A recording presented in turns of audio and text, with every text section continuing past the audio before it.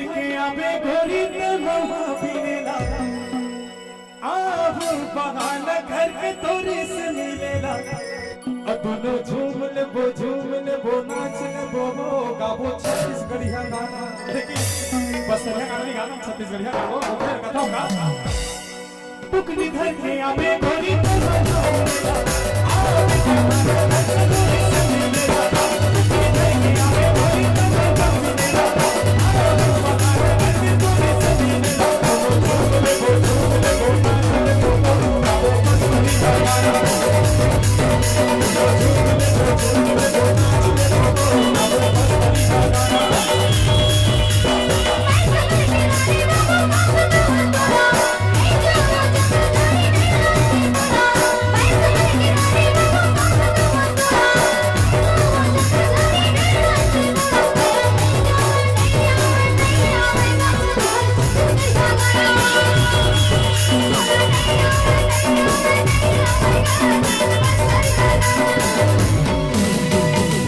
छत्तीसगढ़िया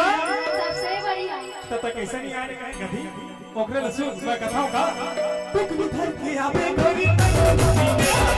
आव बहान घर के तोरी